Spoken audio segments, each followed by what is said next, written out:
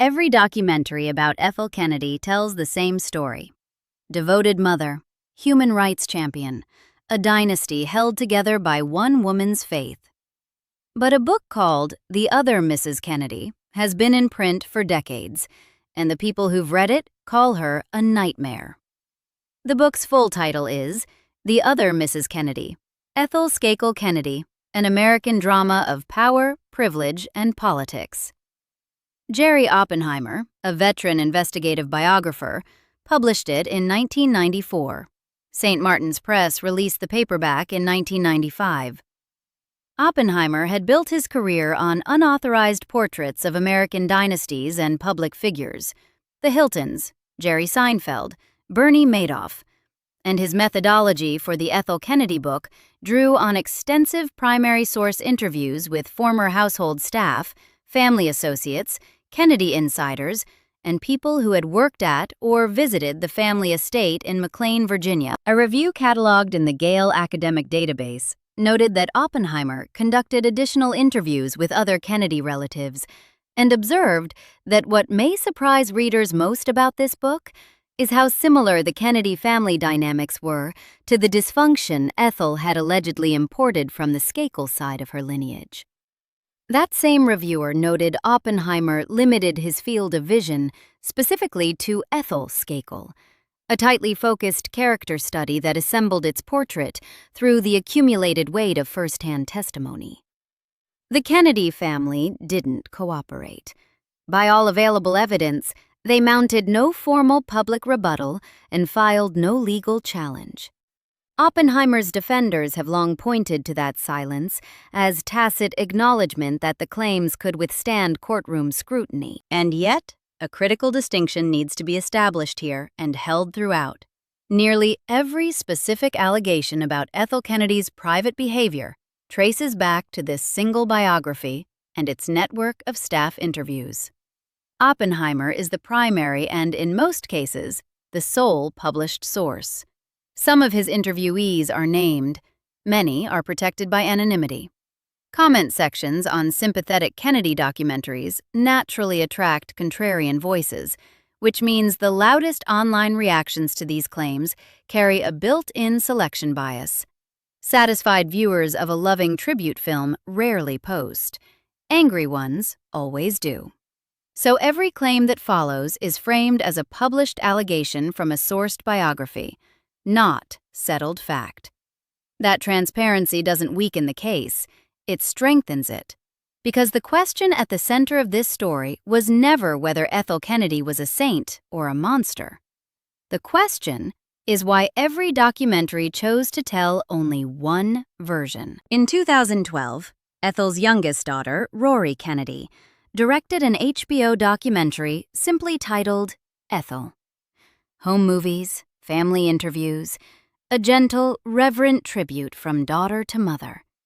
For anyone who'd never encountered Oppenheimer's book, this was the only Ethel Kennedy that existed in the visual media landscape.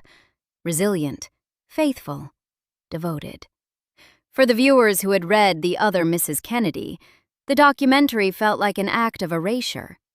A 30-year-old published record, ignored entirely. A woman they regarded as deeply flawed, presented without a single complicating detail. That frustration has been building in comment sections for over a decade, and the specific allegations driving it fall into 4 categories, each sourced to Oppenheimer's biography and the staff testimony it compiled.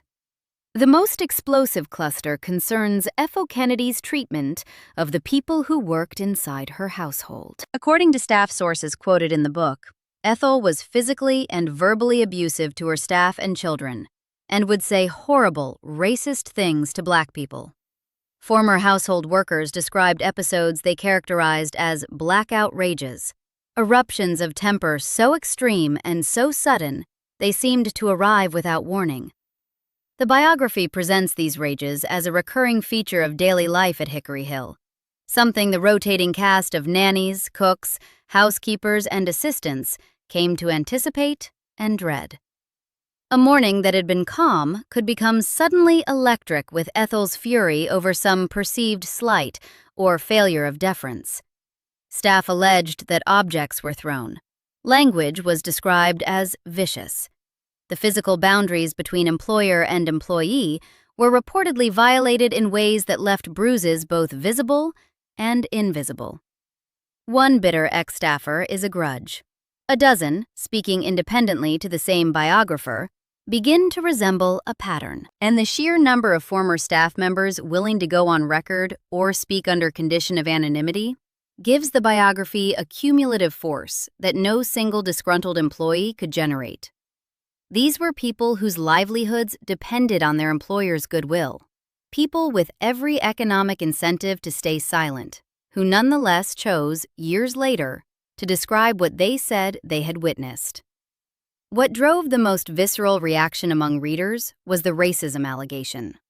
According to the biography, Ethel directed racist language and behavior at Black employees with a casualness that suggested habit rather than aberration. Staff members told Oppenheimer she would say horrible things to Black people who worked in her household. Readers who encountered these passages decades after publication could recall the specific language with precision.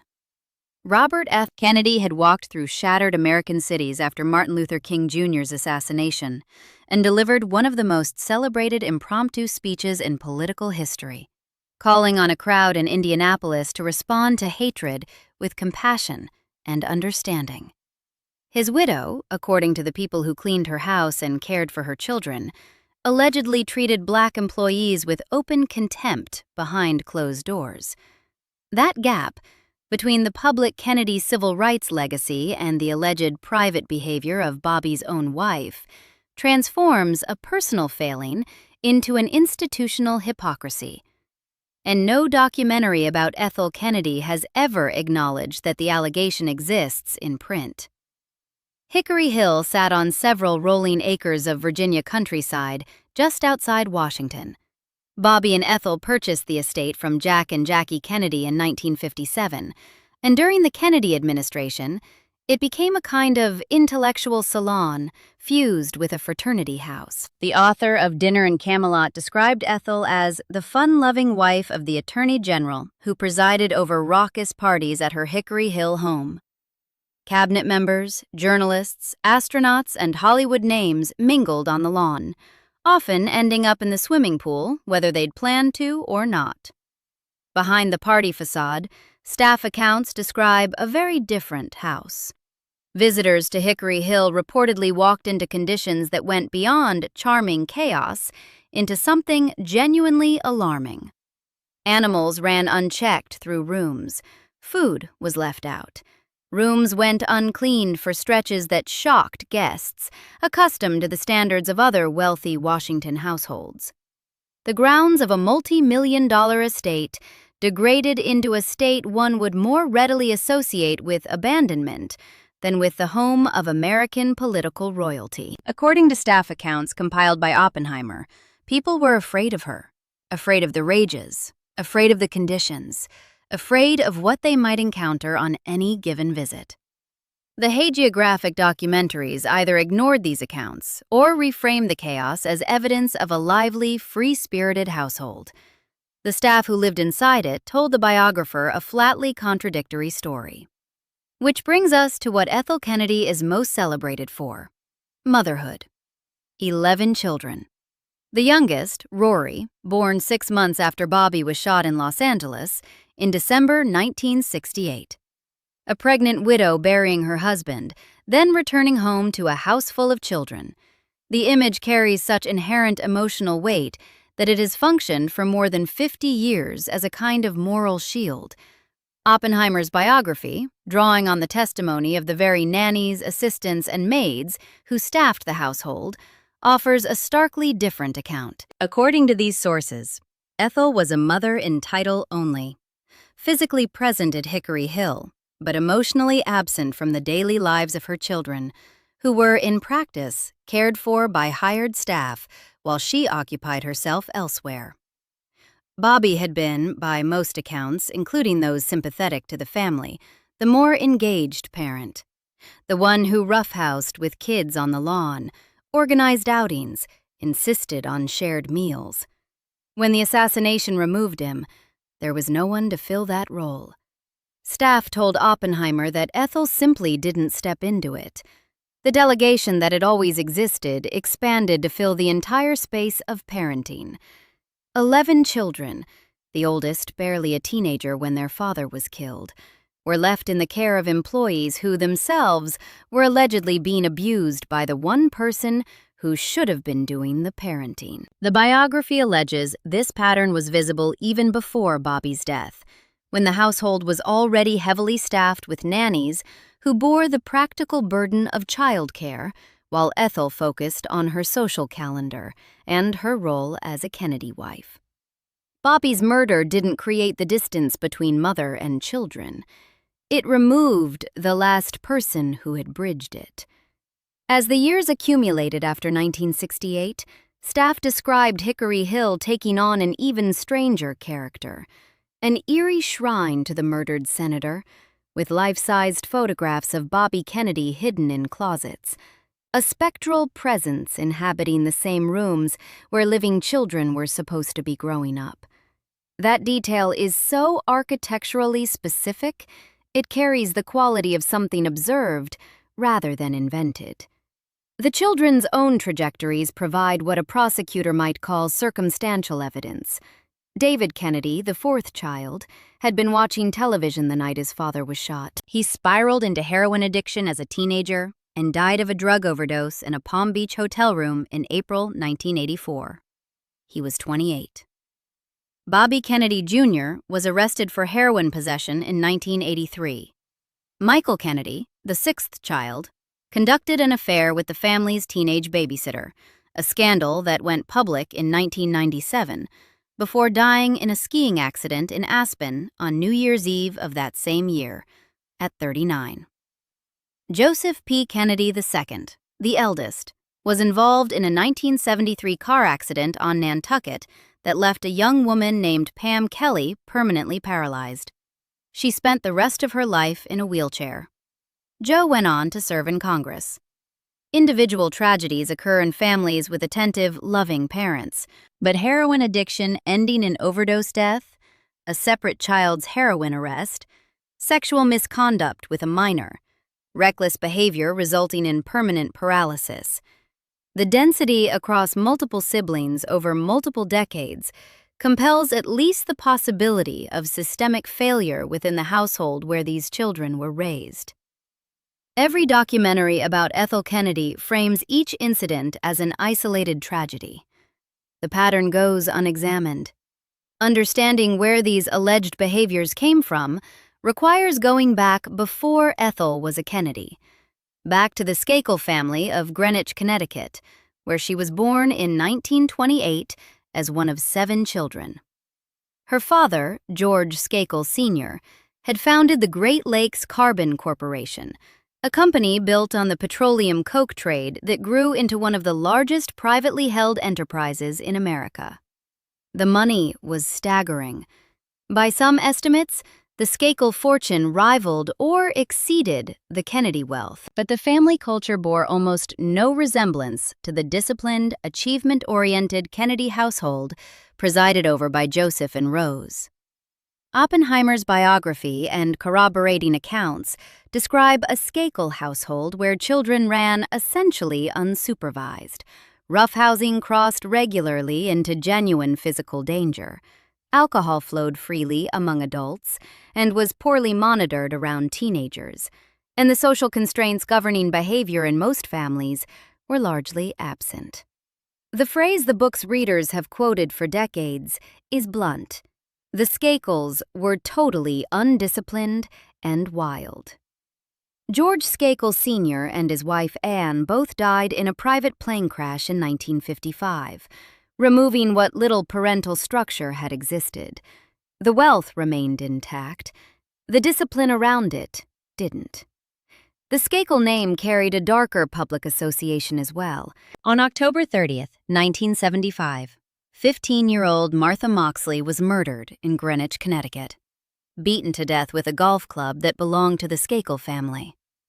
The investigation crawled for decades, mired in what critics characterized as the protective influence of the Skakel family's wealth and legal resources. Michael Skakel was finally convicted of the murder in 2002, 27 years after Martha Moxley died. He served approximately 11 years in prison before his conviction was vacated in 2013, on the grounds that his defense attorney had provided inadequate representation. Released on bail, he underwent further legal proceedings until the Connecticut Supreme Court upheld the vacated conviction in 2018, effectively ending the prosecution. He was never retried. The murder weapon traced to the Skakel household. The victim was a neighbor's child. The delay between crime and prosecution stretched across an entire generation. Ethel herself had no direct involvement in the crime or any alleged cover-up. No published evidence connects her to either. But the broader pattern, wealth and name insulating a family from consequences, is the same pattern her staff described operating inside Hickory Hill on a daily scale. The final pillar in the published counter-narrative concerns the gap between Ethel Kennedy's public moral identity and what staff described as her private conduct. Her Catholicism was central to every public appearance, the faith that sustained her through Bobby's assassination, the anchor of her public resilience, the frame through which sympathetic documentaries presented her entire life.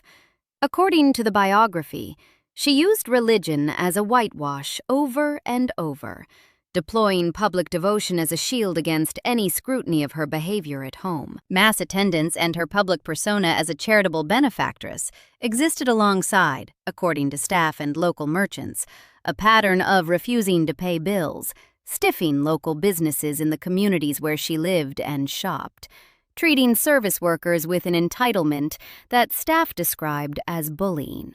The human rights advocacy that defined her public life in later decades existed on a parallel track from the private treatment of the people closest to her daily existence. Hypocrisy allegations are explosive because they combine moral indignation with a kind of structural clarity. A person who is openly cruel generates one reaction.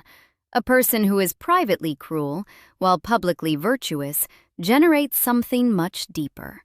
A sense of betrayal, a feeling that the audience itself has been deceived. And according to the Oppenheimer biography, the Ethel Kennedy who advocated for human rights on the global stage was the same Ethel Kennedy who allegedly refused to pay the people who cooked her meals and raised her children, who allegedly hurled racist language at black employees in the same household that bore the name of America's most prominent civil rights family.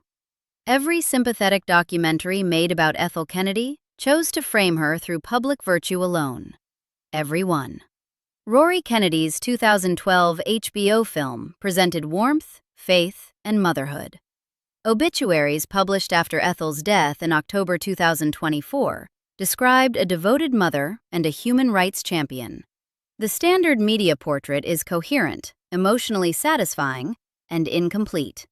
A published, in-print biography sitting on library shelves and available through any bookseller has been offering a contradicting account, attributed to named and unnamed staff sources, for 30 years. The question that every viewer has to answer isn't whether Oppenheimer's sources are right and the documentaries are wrong, or vice versa.